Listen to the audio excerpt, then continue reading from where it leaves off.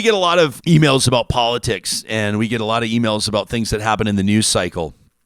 But every once in a while, we get an email from somebody that's just about real life. And we got this one from Jared on Tuesday. He says, Jespo, I understand if you can't read this on air, as I know it will hit close to home. I said, yeah, right. I'm reading this. From Jared. He says, I think of the reminders that I've gained over the past number of hours, he says, and I think that they're worth thinking about and sharing. And he says, and I know that you're going to be walking a similar road that I am eventually with your dogs, Moses and Monroe. We have Moses, who's 11 and a half. He's a boxer. Monroe is our beautiful black lab. And he says, I've finished crying enough to begin writing this message. This from Jared, a real talker. He says, I lost my second dog, my dog Augie, very suddenly and unexpectedly tonight. He's writing this at 11:30 at night. He says, Augie was 8.5 years old, a beautiful Rottie Shepherd mix. My first dog, Lilu, and you're seeing them both. If you're watching on YouTube right now, you're seeing both of them. So that's Lilu, the beautiful boxer, and then you've got Augie, who is a Rottie Shepherd mix. He says, we had to put down Lilu, our boxer, in 2019. I've been down this road once before, but it's not any easier the second time around. He says, today was a normal Tuesday until it wasn't.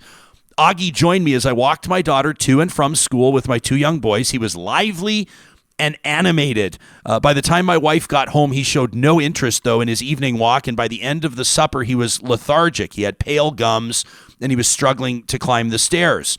Fearing the worst, my wife and I had a quick conversation. We explained what we thought might be happening to our kids.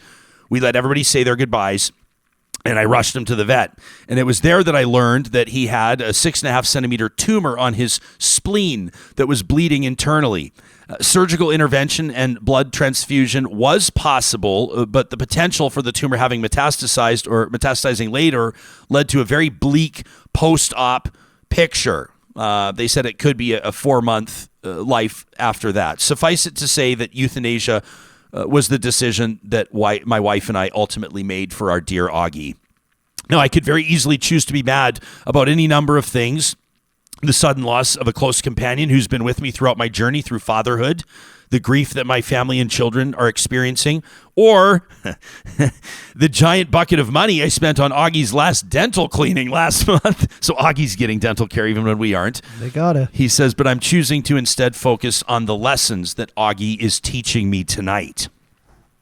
He says, number one, life comes at you fast, especially in dog years. You never know what's around the next bend. Give those you love a hug. Tell them you love them. Spend time with them. Foster those relationships. I was blessed to have the time and the space to make sure that everybody could say goodbye to Augie and to have spent regular time with him, our daily walks. But this can play out differently with people that we care about. The sudden death of a sibling or a friend, a parent, or a grandparent. Number two, he says, grief and shit happens. You can't insulate yourself from it, nor can you insulate your kids. What I do know is I can show them how to grieve healthily. It's okay for dad to cry. It's okay for Jespo to cry reading dad's email. It's okay to be sad. It's okay to learn how to pick up the pieces and move on while honoring their memory and the memory of what you've lost.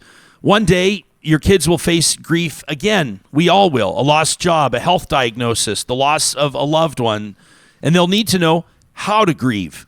So my planned weekly grocery shopping trip is out the window. I'm staying home with my kids tomorrow morning, and I will play and love and grieve and laugh and cry. And number three, seasons are an immutable truth. You are young, then middle-aged, then old, and then you die. Life is short, but there are adventures around every corner and tons of mischief to be had. Chase rabbits through the fields, rip apart chew toys, take long naps, bark at planes in the sky while you can. I'm heading into a new season now, writes Jared, without any pets and with 3 young children in tow. Camping, long road trips, and all kinds of wonderful adventures will now be easier with Augie gone. Augie was a phenomenal dog and saved my ass from getting jumped by a pack of coyotes during COVID.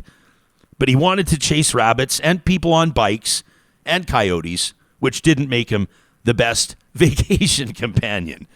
He says, I'll miss having a third set of eyes around to help watch my kids. I'll miss my daily exercise partner who never failed to hold me accountable.